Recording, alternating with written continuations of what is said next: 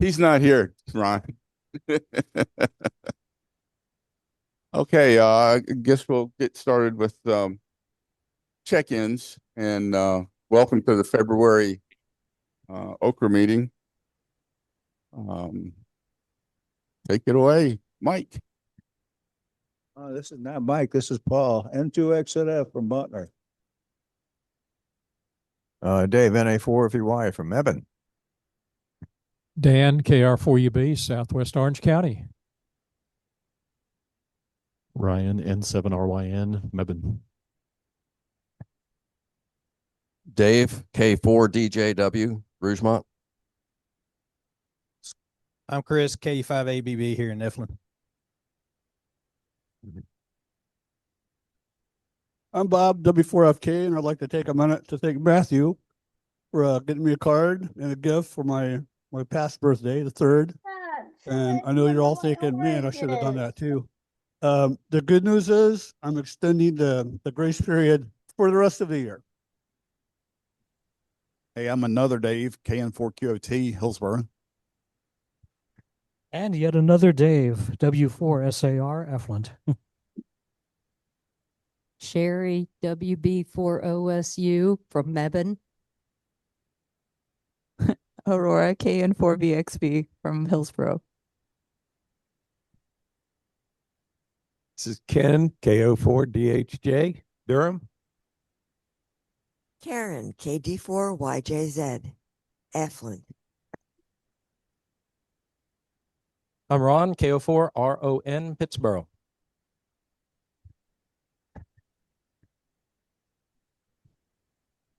Matthew, KQ4ZYW. And on Zoom, we have Fred, KN4QBZ, JR, N4JQR, Daryl, W4AIR, Bruce and Lori, N1LN and N1YXU, Mark, KR3AM, John, KR4GOK, Arash, and I forgot your call sign, KR4GOJ, thank you. And also, since Bob had an announcement, I'll also use this time for anyone that was at the DFMA meeting last week. You already know about this, but I'm going to be a father. My wife is due in August. Wilson, who are you? I'm still Wilson. I'm still from Hillsborough.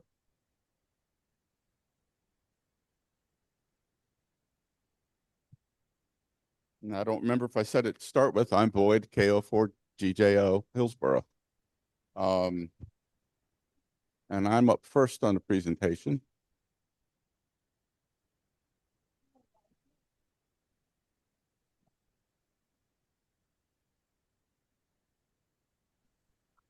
That was short, wasn't it?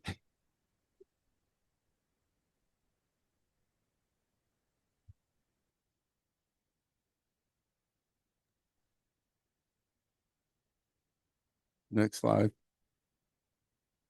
One more. Keeping warm during a cold weather power failure. Goals, you want to use extra insulation to help hold the heat in. Covering windows with alternative materials such as clear plastic. You could also use material called Reflexlite. It's an insulating material. If you can imagine bubble wrap and a Mylar emergency blanket having a baby together, that's what it looks like. Comes in nice rolls like this. You can get matching silver Mylar tape to go with it and cut it and tape it to whatever size you need it. If you don't have that, you can use duct tape. But it doesn't look near as cool. One thing that is used for a lot is by backpackers.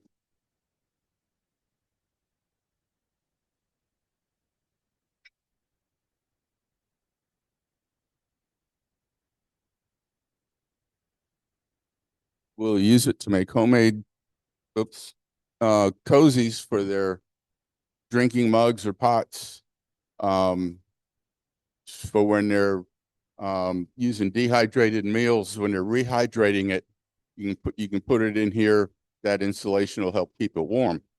They also will make it in the shape of an envelope, so you can take the whole bag of dehydrated stuff, stick it in the envelope, add water, and zip it. Or they'll have a Velcro flap that you can close the flap. If you make the bottom pleated, you can open it up a little bit and stand it up. That way your food won't leak all over the inside. That's the most common thing I've seen it used for. But you could make a sheet to fit a window, use Velcro tabs, the self-adhesive Velcro, and use that to stick it in place. And then when spring comes, take it down, roll it up, and put it in storage. Just make sure you have it labeled for the right window. Other things you can use: stiff styrofoam. You can buy these in big sheets and cut them up. Also, your flexible foam that you may get from packing materials. If you get big enough packages, that would be handy as well.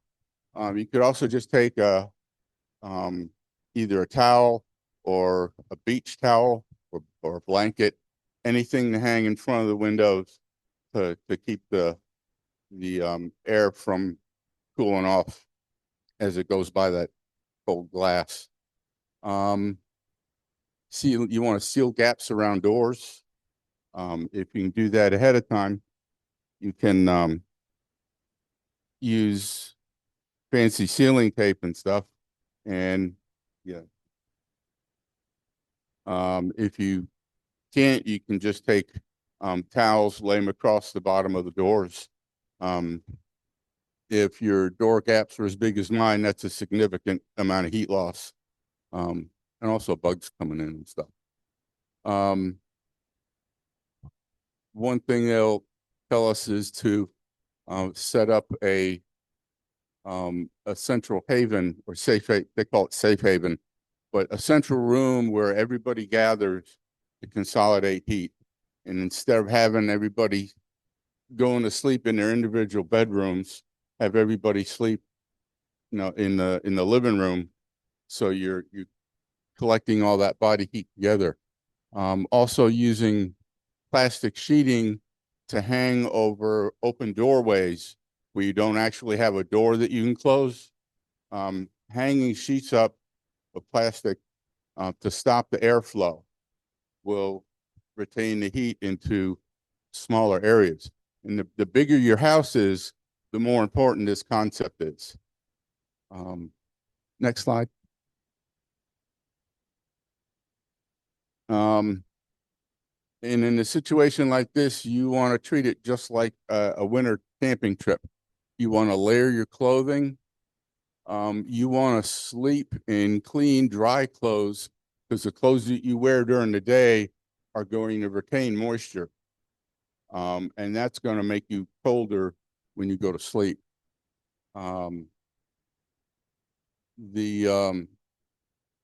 One thing that was suggested is putting up a small backpacking tent indoors and sleeping in a tent in your living room, because that tent is going to create another pocket of air that's not going to circulate, and it's going to keep you warmer. Kids would get a big kick out of camping out inside. Anytime the inside temperature drops to 50 degrees, the chances of hypothermia increase significantly, especially for children and seniors. And that's an important thing to keep in mind. At some point, you're going to want to consider draining the water pipes so the pipes don't freeze. You opening the cabinets underneath the sink to allow air circulation to those pipes make a difference. the first place I lived in was a mobile home that I bought used, and it turned out to be a little bit more used than I initially was aware. The bathtub was really, really cold when you first got in it. And I was outside doing something. My wife flushed the toilet, and I heard water hitting the ground. And I walked around to the backside of the trailer. The whole backside had no skirting on it. And I knocked on the back door and asked her to flush the toilet again, and bent and looked under, and I could see the water dropping right underneath the sewage connection because the elbow had broken. And I'm like, oh boy. So I ended up taking a big roll of plastic, rolling it out ahead of me, and crawling through the nice, soft, squishy ground, and disconnected the sewer pipe, put on a new sewer pipe, which promptly backed up, which told me, the blockage is underground. Not my problem. Called the trailer court office, and they knew right where to go, dug up a spot in the garden where the clay pipe had collapsed, and they put a wooden box over it, and then buried the box. So, but I asked him if he was going to fix it right this time, and he kind of sheepishly said yes. And but while I was under there, I could see that there was no insulation on the back end of the trailer because it had all flooded before, and all the insulation had gotten saturated and dropped down. So we ended up replacing the plywood floor, replacing the insulation, and then putting up some kind of fiberboard stuff underneath to protect the insulation. But in the meantime, I would have pipes freeze. What we ended up doing was I took a three-way switch for dryer vent and mounted it. I cut a hole in the wood paneling right behind the dryer and ran the dryer line up to that. And then it had that connected to the dryer vent.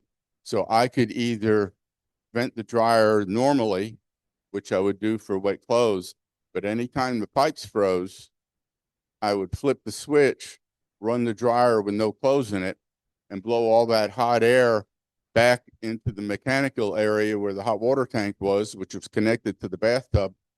And that was a real convenient way to thaw out all the water lines before anything burst. So trying to figure out an alternative way to keep your pipes from bursting is good, whether it's that or heated tape. But that's not going to help you during a power failure. So at some point you're going to want to drain the waters. Leaving the water running to help prevent it from freezing, because water that's moving isn't going to freeze. My wife is originally from New York State, little town called Walton, east of Binghamton, in the foothills of the Catskills. They would normally get quite a bit of snow every winter. Her dad heated the house with wood. He had an old wood-fired furnace in the basement, and it didn't have much in the way of ductwork. They just left the basement stairs open and let the heat work its way up to the house. Everybody had an electric blanket in addition to that. Well, hers quit working after so many years. So for Christmas, I got her a rectangular sleeping bag, winter rated, and so she could unzip it and use it like a quilt on her bed. Or she could zip together and use it as a regular sleeping bag if she wanted. Her brothers and her dad made fun of her for getting that instead of a regular electric blanket. Well, about 3 weeks after that, they had a power failure. And as she was going upstairs to bed, she said, "Y'all enjoy those electric blankets y'all have."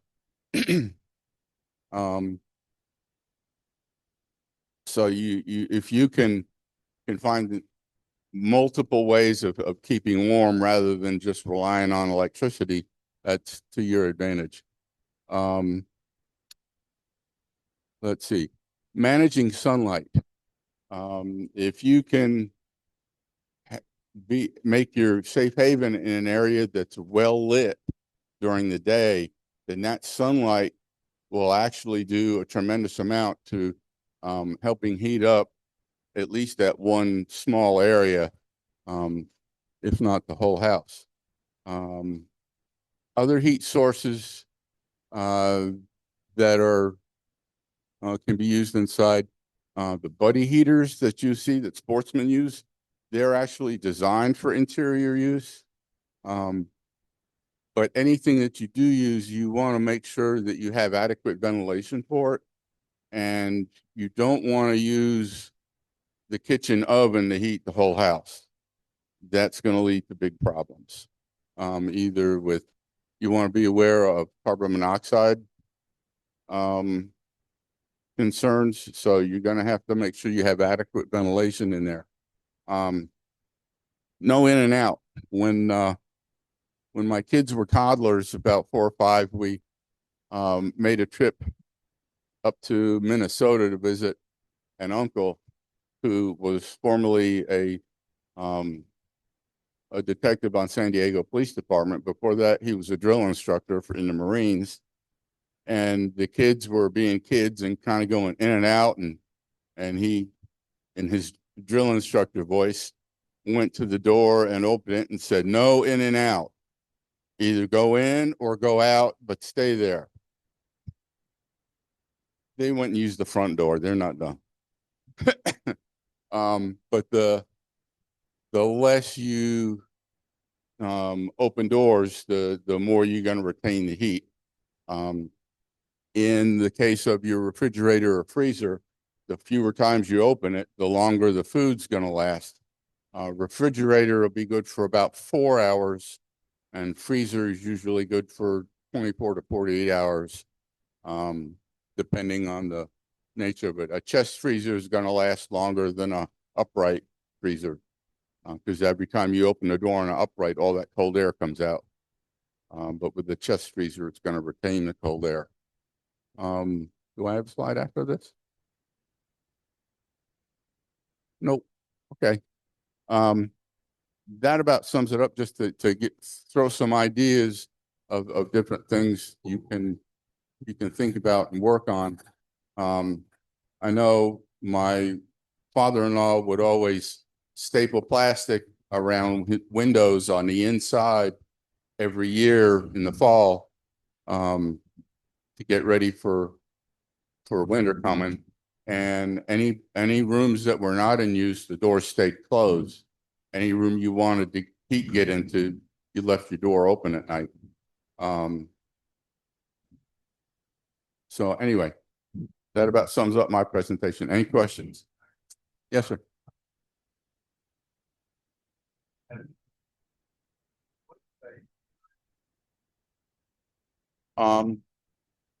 When the heat pumps can't keep up with how cold it is, but when you click on that emergency heat, you can go out and watch your electric meter spin around really fast. It'll do it itself. Usually they'll automatically switch.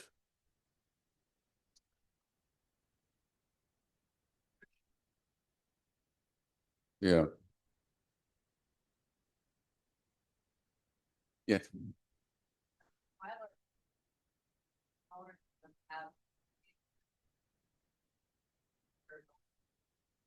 Yeah, because it's plastic. You think of a Mylar space rescue blanket, that's all it is. So I wouldn't use it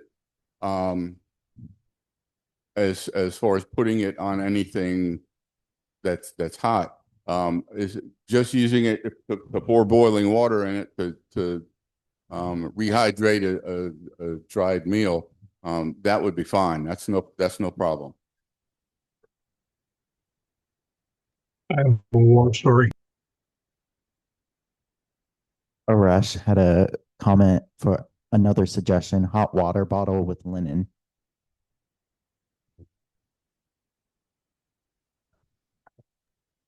I have another war story if you have the time.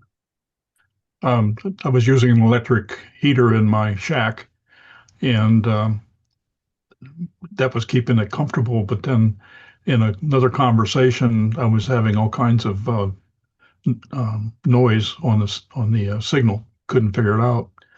And Dan correctly diagnosed, turn off your heater. The fan was bothering.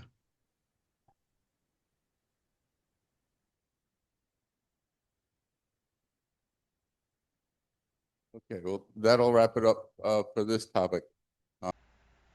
Please note that we had technical difficulties with Ron's presentation, and because of that, we removed it from this YouTube video.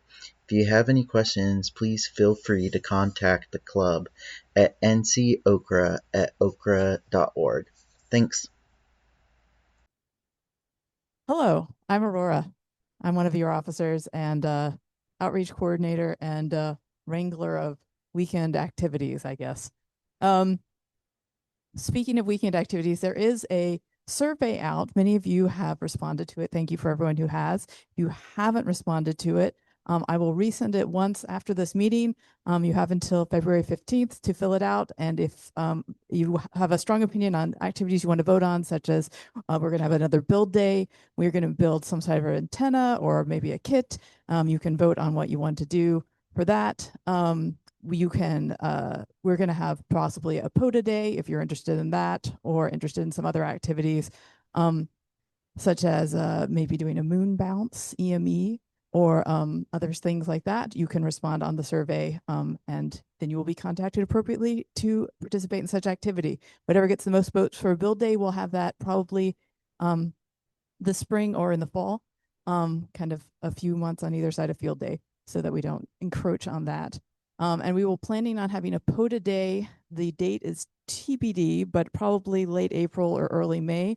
And that's if you are interested in field day and interested in, you know, maybe using the radios, but a little intimidated, a slightly lower pressure setting in which to do that. And we'll also bring some logging software so you can have a chance to try your hand at that. I selfishly want everyone to learn how to do it because the last POTA day we had, I manually entered all those things and I don't want to do that again. So we have some nice logging software for that. And then we also have an ongoing thing if you want to learn about circuits or tube gear or just kind of basic radio theory. Wilson has very generously opened up the Land of Magic once a month, and we have the TV Scrap Radio meetup day. We have had several people, you know, we've had as many as like 7 people there at once. And it's a lot of fun. We have taken part 2 old television sets and we have we are in the process of recombining them. We've got a working power supply now, which we're very proud of. And then I think our next step is going to be an oscillator. So if you want to catch up on how we built the power supply, we'll be happy to walk you through what that circuit looks like and how it works. And if you want to learn how to build an oscillator, come join us. Our next meetup is on March 1st.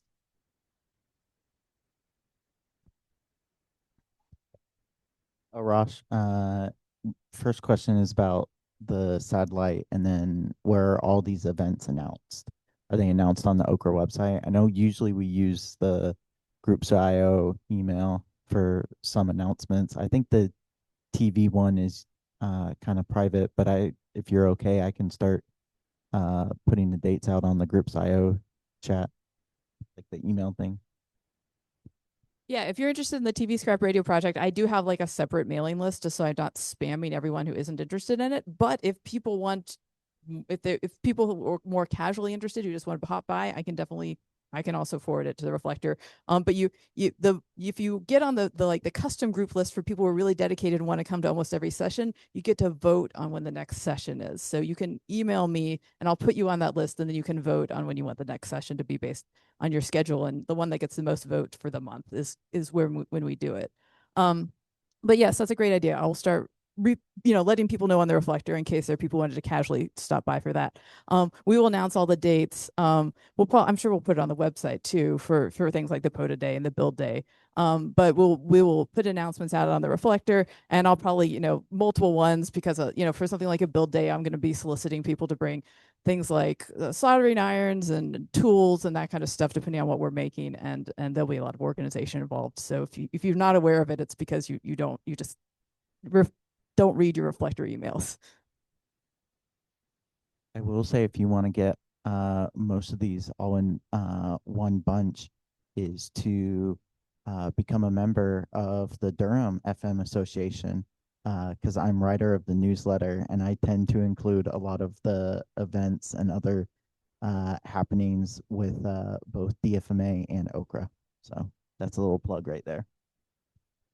Dragging on, following up this great presentation, if nothing goes wrong, I'm going to be talking about batteries and emergency systems next month.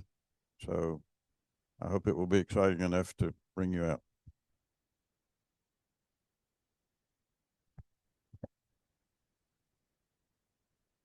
Any other announcements or anything like that? Okay, well, that wraps it up for tonight. Thank you all for coming. And we'll see you all next month. Basically, same date.